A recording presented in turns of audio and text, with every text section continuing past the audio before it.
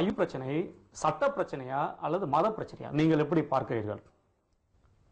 அயோத்தி பிரச்சனையை பொறுத்த வரைக்கும் 1885 ஆண்டு வரைக்கும் அது ஒரு பிரச்சனையாகவே இருந்ததில்லை. 1528 பாபர் மசூதி கட்டப்படுகிறது. 528 இருந்து 1885 வரைக்கும் இது கோயிலா பள்ளிவாசலா எந்த ஒரு சர்ச்சையுமே இல்லாமல் அது ஒரு பள்ளிவாசலாகவே தான் தொடர்ந்து இருந்து வருகிறது. அப்போ 1885 ஆண்டு ஒருவர் வழக்கு போடுகிறார். என்ன வழக்கு போடுகிறார் என்றால், பாபர் மசூதிக்கு வெளியே இருக்கக்கூடிய 21/17 ஒரு 400 ஸ்கொயர் ஃபீட் ஒரு இடம் ராமர் பாதம் இருக்குது, அது எனக்கு சொந்தமானது, அந்த இடத்தில் கோவில் கட்ட அனுமதிக்க வேண்டும் என்று ஃபைசாபாத்தில் உள்ள சிவில் கோர்ட்டில் மாஜிஸ்ட்ரேட் கோர்ட்டில் வழக்கு போடுறார். இதுதான் ஆரம்பம். அப்போ பாபர் மசூதிக்கு சொந்தம் கொண்டாடி வழக்கு போடலை. முதல் பிரச்சனையே எப்படி வருதுன்னா, பாபர் மசூதிக்கு அருகில் இருக்கக்கூடிய ஒரு சுமார் 400 சதுர அடி உள்ள சின்ன இடத்துல கோவில் கட்டணும்னு கேட்கிறார். அப்போ மாஜிஸ்ட்ரேட் பண்டிட் ஹரி கிருஷ்ணன்கிறவர் தான் அங்கே மாஜிஸ்ட்ரேட்டாக இருக்கிறார். அவர் இந்து சமயத்தில் நல்ல பற்றாளர்.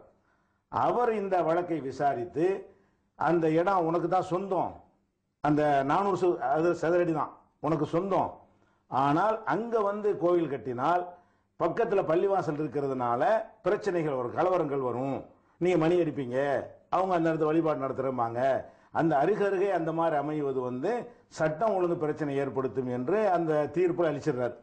அப்போ 1885 அது ஒன்றும் செய்யக்கூடாது மறுக்கப்பட்டு அது பள்ளிவாசல் தாண்டி தீர்ப்பாகிவிட்டது. இதை எதிர்த்து மேல்முறையீடு செய்கிறாங்க. 1886 மேல்முறையீடு செய்கிறாங்க மாவட்ட நீதிமன்றத்தில். மேல்முறையீடை விசாரித்தவர் வந்து ஒரு நேமியருங்கிற ஒரு ஆங்கில நீதிபதி. அவர் இந்த தீர்ப்பு சரியா என்பதை பார்ப்பதற்காக அந்த இடத்தை ஆய்வு செய்ய வர்றார். ஏன்னா தீர்ப்பில் வந்து சட்டம் ஒழுங்கு பிரச்சனை வருங்கிறதான் காரணம் காட்டியிருக்கிறார். வருமானு பார்த்தோன்னா வருது தெரிந்து, கீழ்கோர்ட்டு கொடுத்த தீர்ப்பை நான் உறுதி செய்கிறேன், உனக்கு தான் இடம் சொந்தம், ஆனால் அந்த இடம் சும்மா காலியாக தான் இருக்கணுமே தவிர கட்டிடம் கட்டக்கூடாது என்று வெள்ளக்கார நீதிபதி சொல்லிடுறார்.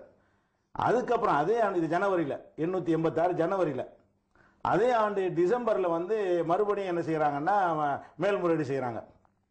அப்போ மேல்முறையீட்டில் உள்ள நீதிபதி வந்து யங் என்ற நீதிபதி, அவர் ஆய்வு செய்து என்ன சொல்கிறாருன்னா, இந்த இடம் உனக்கு சொந்தம் கிடையாது, ஆவணங்களை பார்க்கும் பொழுது இடத்துக்கு நீ சொந்தக்காரால் கிடையாது, அதனால் அந்த இடத்துல எந்த உரிமையும் உனக்கு கிடையாது, அது பள்ளிவாசல் சொந்தமானதான்னு தீர்ப்பளிக்கப்பட்டுருச்சு. அப்போ இது 1885 கூட அந்த பள்ளிவாசலுக்கு உரிமை கொண்டாடி வழக்கு போடலை, பக்கத்தில் உள்ள ஒரு இடத்துக்கு உரிமை கொண்டாடி வழக்கு போடுறாங்க. அது கூட உயர் நீதிமன்றத்தில் மேல் முறையீட்டில் தள்ளுபடி செய்யப்பட்டுருச்சு. அப்போ இந்த பாபர் மசூதை வந்து அது பள்ளிவாசலாக இருக்கும் பொழுது இது இடிக்கப்பட்டு இருந்தால், கோயிலாக இருந்து இடிக்கப்பட்டு இருந்தால், அப்போ இருந்தே தொடர்ச்சியாக அது தாவாகும், தொடர்ச்சியாக 528, 600, 700, 800 தொடர்ச்சியாக அப்படி ஒரு தாவா இருந்திருக்கணும். இது இல்லைங்கிறதுனால இது ஒரு அரசியலுக்காகத்தான் இது செய்கிறாங்கன்னு நாங்கள் நினைக்கிறோம். இதுக்கப்புறம் மறுபடியும் எப்படி பிரச்சனை ஆரம்பிக்குது, அடிபட்டு போன உடனே 1949 புதுசாக என்ன செய்கிறாங்கன்னா, அந்த பள்ளிவாசல் உள்ள கொண்டு போய் ராமர், சீதை, லட்சுமணன் ஆகிய 3 சிலைகளை கொண்டு போய் இரவோட இரவா வைக்கிறாங்க. அப்போ டிசம்பர் மாதம் 23 கொண்டு வைக்கிறாங்க 49. இதுதான் பிரச்சனை ஆரம்பம். ராமர் வந்து அவருடைய ஜென்மஸ்தானத்தில் அவதரித்து விட்டார் அப்படிங்கிற மாதிரி ஒரு அரசியல் பிரச்சனை தானே, அரசியல் பிரச்சனையா இருக்கிறாங்க. சரி, இது காலங்காலமாக இந்த பிரச்சனை வரவில்லை, இது இடையில் ஏற்பட்ட பிரச்சனை தான், காலங்காலமாக பள்ளிவாசல் இருந்து வந்தது அப்படின்னு சொல்றாங்க. ஐயா சொல்றதுலயே இதுல பதிலும் அடங்கி போச்சு.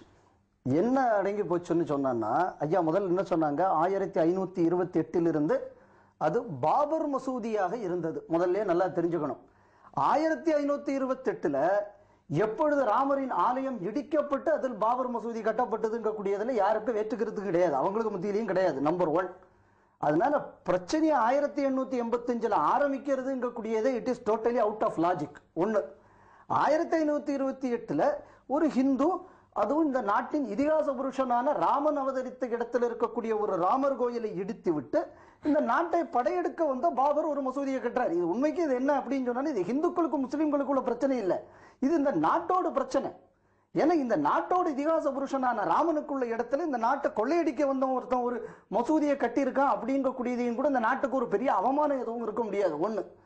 ரெண்டாவது ஐயா என்ன சொல்றாங்க, அதுக்கப்புறம் 1885 வரை எந்த பிரச்சனையும் இல்லைன்னு.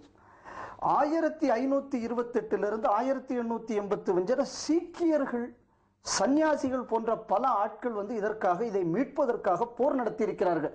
இதுக்கு எல்லா பதிவுகளும் இருக்கு.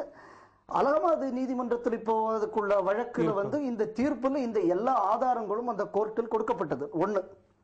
ரெண்டாவது, அதுவரை ஏன் கேஸ் இல்லைன்னா, அதுக்கு முன்னாடி வெள்ளக்காரனோட அட்மினிஸ்ட்ரேஷன் இருக்கு, இல்லாதவரை எப்படிங்க கோர்ட் இருக்க முடியும்? அதுக்கு முன்னாடி இந்து ஆட்சி, சில மன்னர்கள் ஆட்சி இருந்து, சில முஸ்லீம்கள் ஆட்சி இருந்தன. தொடர்ச்சியான போரும் போராட்டங்களும் வரிசையா நடந்துகிட்டு இருக்கும் போது 1887 முதல் விடுதலை போர் வருது. அதுக்கப்புறம் தான் உங்களுக்கு எல்லாமே ஒரு மாதிரி ஸ்டெபிலைஸ் ஆகுது கோர்ட்டு, இந்த சிஸ்டம் எல்லாம். அதனால அதுக்கு முன்னாடி கோர்ட்டில் இல்லைன்னா, அதுக்கு முன்னாடி கோர்ட்டே இல்லையே, கோர்ட் இருந்தால் தானே கோர்ட்டில் நான் வழக்கு போட முடியும். ஸோ அதுக்குள்ள ஒரு வாய்ப்பு இல்லை. ரெண்டாவது ஐயா சொன்னதுல நான் மாறுபடுற விஷயம். மூணாவது என்ன அப்படின்னு சொன்னா, ஐயா இது அரசியல் பிரச்சனை, மத பிரச்சனைங்கிறாங்க. நான் இது அரசியல் பிரச்சனையாகவும் பார்க்கல, மத பிரச்சனையாகவும் பார்க்கல. ஒரு சின்ன உதாரணம் சொல்றேன். இன்னைக்கு சவுதி அரேபியாவில் நம்ம ஊர்ல இருந்து எவ்வளவு பேர் வேலைக்கு போறாங்க. சவுதி அரேபியாவில் ஒரு முஸ்லீமுக்கு ஒரு பாதிப்பு வந்தாச்சுன்னு சொன்னா, இந்த நாட்டில் இருக்கக்கூடிய 100 கோடி இந்துக்கள், கிறிஸ்தவர்கள், முஸ்லீம்கள் எல்லாரும் அந்த சவுதி அரேபியாவில் இருக்கக்கூடிய இந்திய சகோதரனுக்காக குரல் கொடுக்கிறோம். அங்க வந்து அவன் முஸ்லீமா, அவன் இந்துவா, அவன் கிறிஸ்தவனா நம்ம பார்க்கறது இல்லை. அதே சவுதி அரேபியா முஸ்லீமுக்கு ஒரு பிரச்சனை வந்தாச்சுன்னா, இன்னைக்கு இருக்கிற பாகிஸ்தான்ல உள்ள முஸ்லீமோ, ஈராக்கில் உள்ள முஸ்லீமோ குரல் கொடுக்க போறதில்லை. இது என்ன அப்படின்னு சொன்னா, இது ஒரு காமன் இந்திய பண்பாடு. வழிபாட்டில் அவர்கள் வேறையாக இருந்துக்கலாம், அது பிரச்சனை இல்லை. ராமன் என்பவன் இந்த நாட்டின் இதிகாச நாயகன். இந்த இதிகாச நாயகன் எனக்கு மட்டும் சொந்தம் இல்லை. அவங்க மட்டும் என்ன சவுதி அரேபியால இருந்தா வந்தாங்க இல்லையா? அவங்க ஈராக்கில் இருந்து பாகிஸ்தான்லயும் இருந்தா வந்தாங்க. நம்ம சகோதரங்க அவங்க. ஒரே ஒரு விஷயம் என்ன அப்படின்னு சொன்னா, ஒரு பேன் இஸ்லாமிக் ஐடென்டிட்டியை கிரியேட் பண்ணணுங்கக்கூடிய ஒரு சில அரசியல் பார்வையோடு இருக்கக்கூடிய ஒரு இன்டர்நேஷனல் ஒரு திங்கிங்ல இவங்கெல்லாம் பிரெயின் வாஷ் பண்ணப்பட்டு விட்டதுனால தான் இந்த பிரச்சனையே தவிர, இந்த பிரச்சனை அடிப்படையா முஸ்லிம்களுக்கும் இந்துக்களுக்கும் உள்ள பிரச்சனைன்னு நான் நினைக்கிறதே இல்லை. இது இந்த தேசத்தோட பிரச்சனை. இந்த தேசத்தின் இதிகாச நாயகனுக்கு ஒரு இடம் வேண்டுமா? இல்லைன்னு சொன்னா இந்த தேசத்தை படையெடுத்து கொள்ளையடிக்க வந்த பாபருக்கு நினைவு சின்னம் வேணுமா? மூணாவது, நீங்க கேட்டதுல இன்னொரு விஷயத்தையும், சர்ச்சைக்குரிய பாபர் மசூதி கட்டடம் இடிப்பு அப்படின்னு சொன்னீங்க. முதல்ல நான் அதை மறுக்கிறேன். அது சர்ச்சைக்குரிய கட்டடம் தான். இல்லை, நீங்க பாபர் மசூதிங்களுடைய வார்த்தையை சேர்க்கக்கூடாது. ஒண்ணு. ரெண்டாவது, இந்த டிஸ்கஷன்ல அங்க ஆலயம் இருந்ததா இல்லையாங்கிற தேவைக்கு இப்ப நம்மளே போனேன்னா, அந்த இடம் ராமனின் ஜென்மஸ்தான் தான் 3 ஜட்ஜும் ஒத்துக்கிட்டாங்க இப்ப அலகாபாத் நீதிமன்றத்துல. சோ அது வந்து it is legally settled as of now by Allahabad high court. அந்த இடம் ராமனுக்கு சொந்தம் என்கிறது. அந்த தீர்ப்பு நீங்க எப்படி பாக்கல? இல்ல, தீர்ப்புக்கு முன்னாடி என்ன அடிப்படையான விஷயத்துக்கு அவங்க வந்துட்டாங்க. அந்த கோயிலை இடித்து விட்டு ஒரு பாபர் வந்து அந்த பள்ளிவாசலை கட்டினாரு என்று சொல்லி, அது உண்மையா இருக்குமையானால் முதல்ல விட்டு கொடுக்கக்கூடியலாம் நாங்க தான் இருப்போம். ஒரு கோயிலை இடித்து பள்ளிவாசல் ஆக்குவதற்கு எங்க மார்க்கத்தில் அனுமதியே கிடையாது. அப்படி இருந்தால் அதை கோயிலை விட்டுருவோம். ஒரு மனிதனுக்கு சொந்தமான ஒரு இடத்தை இடிச்சு விட்டு அந்த இடத்துல ஒரு பள்ளிவாசலை நாங்கள் ஆக்கிரமித்தால் அதுல நாங்கள் வழிபாடே செய்யக்கூடாது. அதனால இவர்கள் சொல்லாமலேயே அது உண்மையா இருக்குமையானால் நாங்களே அதை என்ன செய்வோம், அதையே அந்த இடித்தவர்களை நாங்க கண்டிப்போம். அதை ஒப்படைக்கிற அளவுக்கு நாங்க பெருந்தன்மையா கரெக்டா இருப்போம். முடிச்சுக்கிறேன், நீங்க சொல்லுங்க, நான் குறிக்கிடாத மாதிரி. இதுதான் எங்க நிலைமை. பிரச்சனை என்னன்னு சொன்னா, பல காரணம் நான் சொல்றேன். அது கோயிலாக இருக்கவே இல்லை, அது இடிக்கப்படவும் இல்லை என்பதற்கு நான் நிறைய ஆதாரங்களை தரேன். முதலாவதாக, அந்த பள்ளிக்கு பாபர் மசூதின்னு சொன்னாலும் அந்த இடத்துல பள்ளிவாசல் கட்டுவதற்கான அடிக்கல் நாட்டியவர் பாபர் இல்லை, இப்ராஹிம் லோடி என்பவர் தான் அடிக்கல் நாட்டுகிறார். அது வந்து 1524, அதாவது பாபர் மசூதி கட்டுறதுக்கு 4 வருடத்திற்கு முன்னாடியே இப்ராஹிம் லோடி என்பவர் தான் அயோத்திக்கு ராஜாவா இருக்கிறார். அவருடைய ஆளுகையில் இருக்கும்போது அங்க ஒரு பள்ளிவாசலை கட்டுவோமே என்று அடிக்கல் நாட்டுறார். அடிக்கல் நாட்டி அது கட்டாம இருக்கக்கூடிய நேரத்தில் பாபர் வந்து இப்ராஹிம் லோடியை தோற்கடித்து விட்டு அதை கைப்பற்றின உடனே ஒரு பள்ளிவாசல் அடிக்கல் நாட்டப்பட்டிருக்குது என்று அதை பூர்த்தி செஞ்சார்.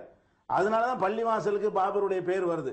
பாபர் இடிச்சார் என்ற லாஜிக் இங்க உடப்படுது. ஏன்னு கேட்டா, ஏற்கனவே ஒரு இப்ராஹிம் லோடி போட்ட அஸ்திவாரத்தின் மீது தான் இது கட்டப்பட்டது. 528 கட்டினாலும் 524 தான் அஸ்திவாரம் போடப்பட்டது என்பதற்கு ஆதாரங்கள் இவங்க சொன்னபடி நீதிமன்றத்தில் சமரிக்கப்பட்டிருக்கிறது. அப்ப பாபர் இடிக்கலை என்பது அது உறுதியாகிவிட்டது. அடுத்ததாக வந்து பாபர் அப்படி ஒன்றை இடித்துவிட்டு, ஒரு கோயிலை இடித்துவிட்டு பள்ளிவாசல் கட்டினார்னு சொன்னா, இதுல வந்து அந்த மன்னர்கள்லாம் கரெக்டா இஸ்லாமிய நெறிப்படி இருந்தாங்க, நேர்மையா இருந்தாங்க நாங்க சொல்ல வரல. இந்த பெண்கள் விஷயத்தில் மற்றெல்லாம் அவங்க ஒழுக்கமாக நடக்கவில்லை. எல்லா மன்னர்களின் மூலம் இருந்தார்கள். அவங்களுக்கு வக்காலத்து வேண்டிய எந்த ஒரு அவசியமும் கிடையாது. ஆனால் பாபரை பொறுத்த வரைக்கும் அவர் எப்படிப்பட்டவர் என்று சொன்னால், இந்து மக்களோடு மிக நெருக்கத்தை கையாண்டவர். இந்து மக்களுக்கு எதிரியாக அவர் இருந்ததே கிடையாது. அதனால தான் இன்றைக்கு அயோத்தியில்